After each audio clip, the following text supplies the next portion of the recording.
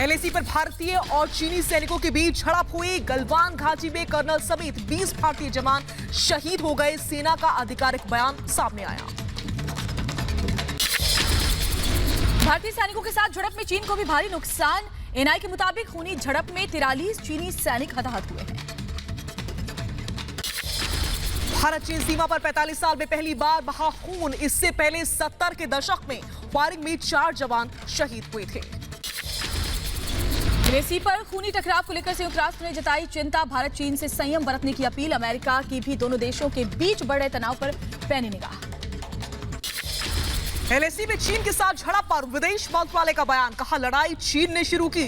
झड़प में दोनों तरफ के जवान जख्मी हुए। बातचीत से विवाद सुलझाने को प्रतिबद्ध है। भारत चीन के टकराव को लेकर राहुल गांधी की सियासत। ट्वीट कर साधा पीएम मोदी पर निशाना। लिखा, कहां छिपे हैं प्रधानमंत्री, हम जानना चाहते हैं कि सीमा पर हुआ क्या।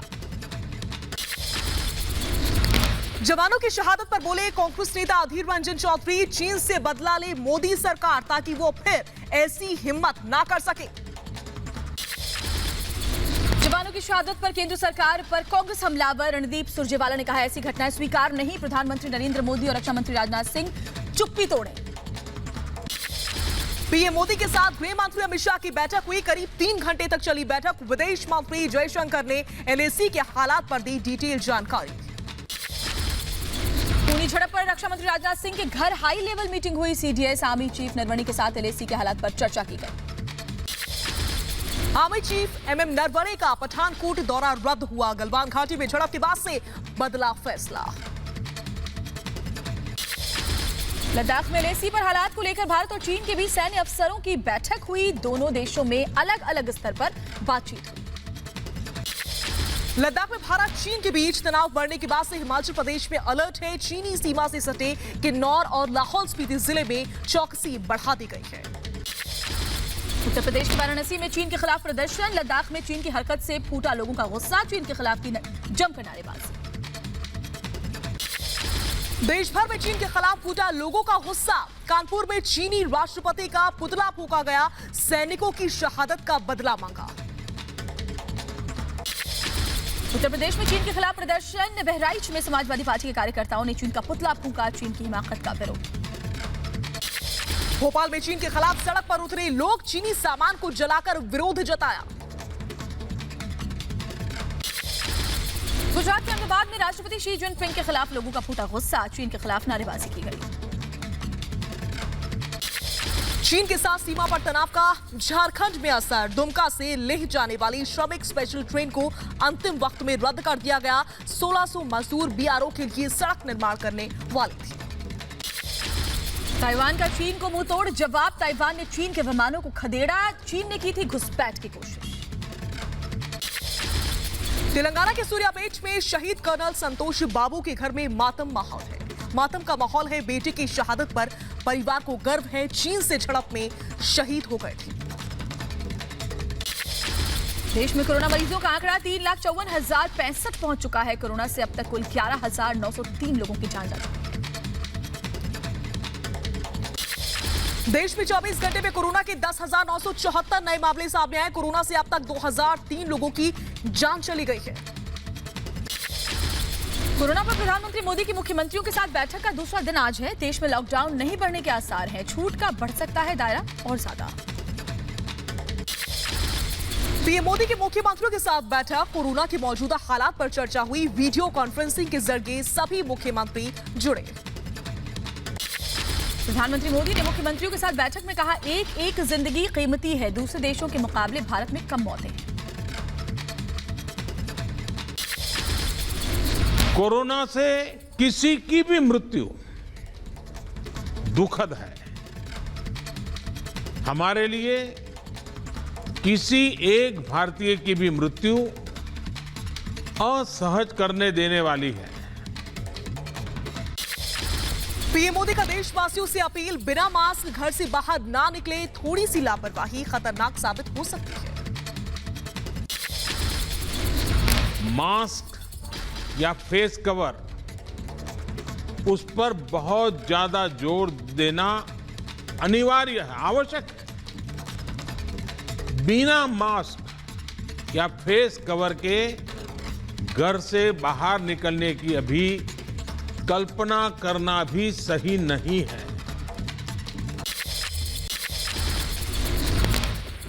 कोरोना से हुई मौतों के सम्मानजनक दाह संस्कार मामले में आज सुप्रीम कोर्ट में अहम सुनवाई। पिछली सुनवाई में सुप्रीम कोर्ट ने दिल्ली, महाराष्ट्र समेत कई राज्यों से जवाब मांगा था। महाराष्ट्र में 24 घंटे में कोरोना के 27,000 से ज्यादा मामले सामने आ चुके हैं। 24 घंटे में कोरोना से 1,409 लोगों की मौत हो गई। सिर्फ मुंबई में ही कई लोगों की मौत हुई है। दिल्ली के स्वास्थ्य मंत्री सत्येंद्र जैन की कोरोना रिपोर्ट नेगेटिव आई। सांस लेने में शिकायत के बाद राजीव गांधी अस्पताल में भर्ती करवाया गया था। दिल्ली में कोरोना के 1,859 नए केस सामने आए। कोरोना का कुल आंकड़ा पहुंचा 44,000 तक। अब तक 1,800 से ज्यादा लोगों की कोरोना वायरस के चलते जान जा चुकी है। नोएडा में 29 साल का युवक कोरोना संक्रमित। नोएडा में कोरोना मरीजों का कुल आंकड़ा पहुंचा 1,000 के पार। हरियाणा में 24 घंटे में कोरोना के 550 नए केस। कोरोना से 24 घंटे में 18 लोगों की मौत हो गई। हरियाणा में कोरोना मरीजों का आंकड़ा 8,272 पहुंच गया। कोरोना से राज्य में अब तक कुल 118 मौतें हो चुकी हैं। बिहार में कोरोना का कहर। कोरोना से अब तक 39 मौत। कोरोना मरीजों का आंकड़ा करीब 7,000 का आंकड़ा पार कर चुका है। झारखंड में कोरोना के 34 नए केस। झारखंड में अब तक करीब 2,000 कोरोना पॉजिटिव हो चुके हैं। कोलकाता में लगातार बढ़े कोरोना के मामले। कोलकाता में एक दिन में रिकॉर्ड तोड़ कोरोना के 170 नए मामले आए सामने। यूपी में 507 नए लोगों में कोरोना की पुष्टि हुई है। 24 घंटे में कोरोना से 18 लोगों की मौत हो गई। सूबे में कोरोना मरीजों का आंकड़ा 14,500 के पार हो गया। उत्तराखंड में कोरोना से एक की मौत हो गई है। कोरोना से करीब 2,000 लोग संक्रमित हैं। कोरोना के बढ़ते संक्रमण से दहशत में लोग हैं। असम में कोरोना के 201 नए मामले। प्रदेश में कोरोना मरीजों की संख्या बढ़कर 4,500 के पार हो गई है। तेलंगाना में तेजी से बढ़े कोरोना के मामले। प्रदेश में एक दिन में 213 नए कोरोना पॉजिटिव मरीज। कोरोना से एक दिन में 4 लोगों की गई जान। उत्तर प्रदेश में कोरोना के 516 नए केस आए सामने। राज्य में एक्टिव केसेस की संख्या 5,259 जबकि 8,904 लोग इलाज के बाद से डिस्चार्ज किए गए हैं। यूपी में कोरोना मरीजों का रिकवरी रेट बढ़कर 61% हुआ। सूबे में कोरोना से अब तक 435 लोगों की जान जा चुकी है। कानपुर में कोरोना मरीजों की संख्या बढ़ गई है। 40 नए कोरोना मरीज सामने आ गए हैं। जिले में कोरोना मरीजों की संख्या 763 हो गई है। अब तक 27 लोगों की कोरोना वायरस संक्रमण के चलते जान चली गई। तमिलनाडु में कोरोना की रफ्तार तेज। 1,515 नए कोरोना पॉजिटिव मरीजों का पता चला। 49 लोगों की जान गई। राज्य में कोरोना मरीजों की संख्या 48,000 हो चुकी है। असम में कोरोना का कहर जारी है। 10 नए केस आए सामने। मरीजों की संख्या बढ़कर 4,319 हो गई। अब तक 8 लोगों की जान चली गई। मध्य प्रदेश के इंदौर में 24 घंटे में 21 नए मामले। एक ही दिन में कोरोना से 4 मरीजों की मौत। कोरोना मरीजों का आंकड़ा 4,000 के पार। जिले में अब तक 178 मौत।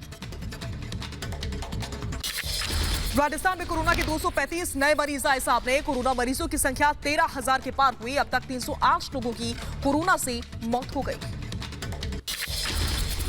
ओडिशा में पिछले 24 घंटे में 108 नए कोरोना पॉजिटिव आए सामने। ओडिशा में कोरोना मरीजों की संख्या 4,163 हो चुकी है। जम्मू कश्मीर में सीआरपीएफ के जवानों पर कोरोना की मार। 79 जवानों की कोरोना रिपोर्ट पॉजिटिव आई है। दिल्ली यूपी बॉर्डर पर सतर्क पुलिस। आने जाने वाले लोगों की चेकिंग कर रहे हैं पुलिसकर्मी। सिर्फ जरूरी सुविधाओं से जुड़े लोगों को पास दिखाने पर जाने की इजाजत। दिल्ली की गाजीपुर मंडी में उमड़ी लोगों की भीड़। लोगों ने नहीं किया सोशल डिस्टेंसिंग का पालन। लॉकडाउन के नियमों को तोड़ खरीदारी करते हुए नजर आए लोग। यूपी के अलीगढ़ में आम के दाम गिरने से किसान परेशान। लॉकडाउन के चलते ग्राहकों की कमी के चलते गिरे दाम।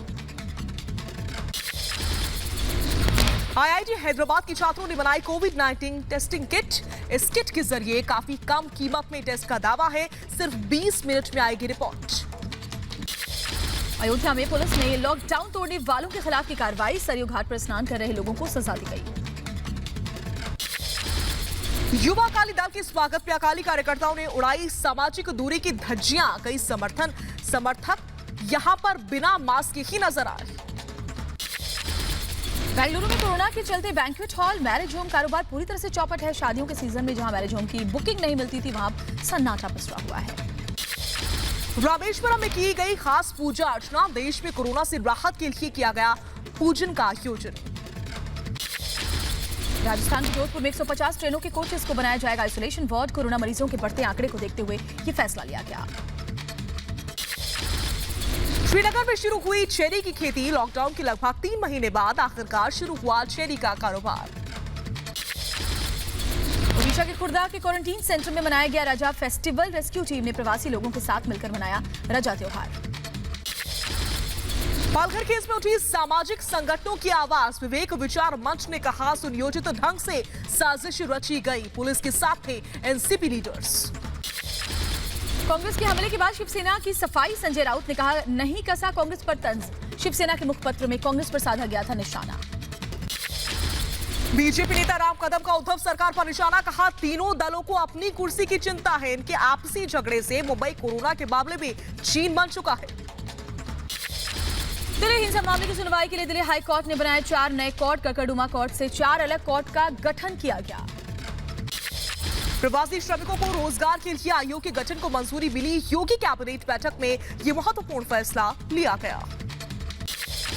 योगी सरकार का बड़ा फैसला, राज्य के शहीदों के परिजनों को दी जाएगी 50 लाख रुपए की मदद। अभी तक 25 लाख रुपए की मदद दी जाती थी। यूपी में सीएम योगी ने कारोबारियों से वीडियो कॉन्फ्रेंसिंग के जरिए बातचीत की, सूबे में उद्योगों को बढ़ाने पर जोर दिया गया। उत्तर प्रदेश में फिर महंगी हुई शराब, 50 से 100 रुपए तक बढ़ाए गए दाम। आबकारी विभाग की बैठक में यह बड़ा फैसला लिया गया। लखनऊ में एमपी के राज्यपाल लालजी टंडन से सीएम शिवराज ने मुलाकात की। लालजी टंडन का इलाज लखनऊ के मेदांता हॉस्पिटल में चल रहा है। जयपुर में बीजेपी विधायकों की बैठक हुई। राज्यसभा चुनाव की रणनीति पर चर्चा हुई। 19 जून को राज्यसभा की 3 सीट्स पर चुनाव है। त्रिवेंद्रम में बिजली और तेल के दाम में बढ़ोतरी का विरोध हो रहा है। कांग्रेस के कार्यकर्ताओं ने सरकार के खिलाफ नारेबाजी शुरू करी, केंद्र से राहत की मांग की गई। दिल्ली में स्पेशल सेल के सामने पेश हुए जफरुल इस्लाम। 15 जून को स्पेशल सेल ने नोटिस भेजकर पूछताछ में शामिल होने के लिए कहा था।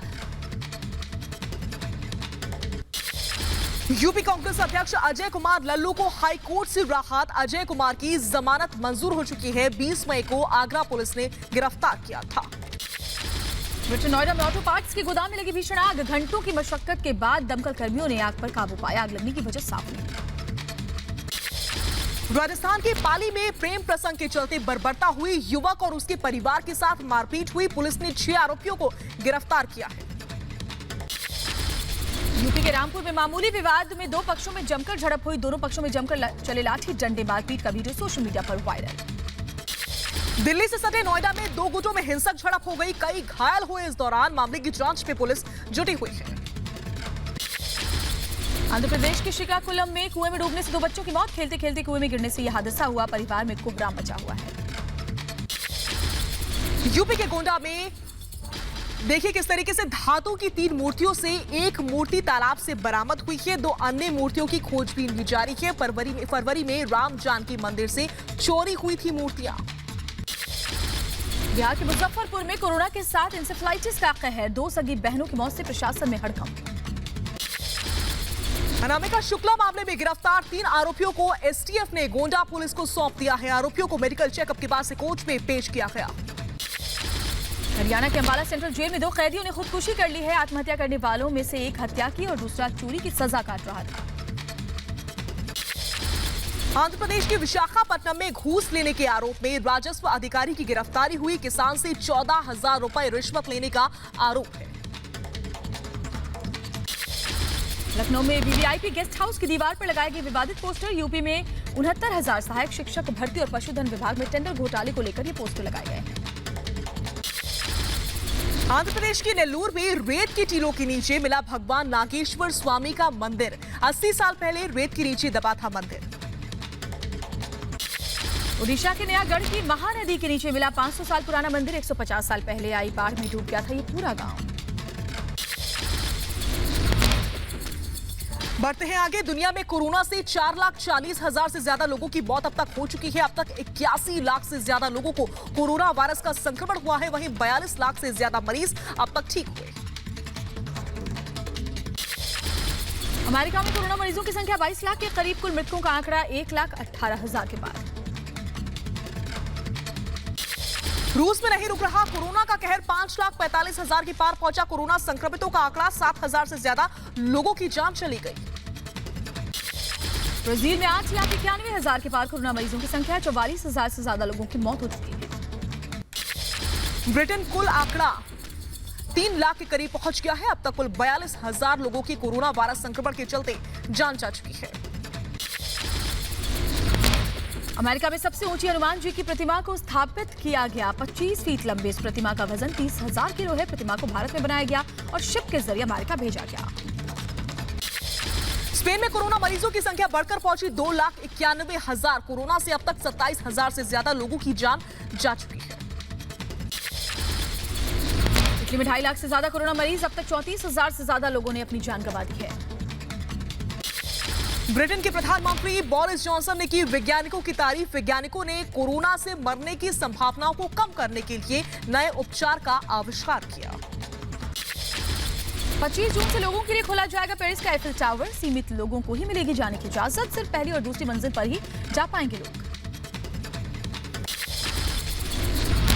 मॉस्को में खुले टेरेस कैफे, म्यूजियम और चिड़ियाघर। 23 जून से खुलेंगे बच्चों के स्कूल और जिम, साथ ही साथ रेस्टोरेंट।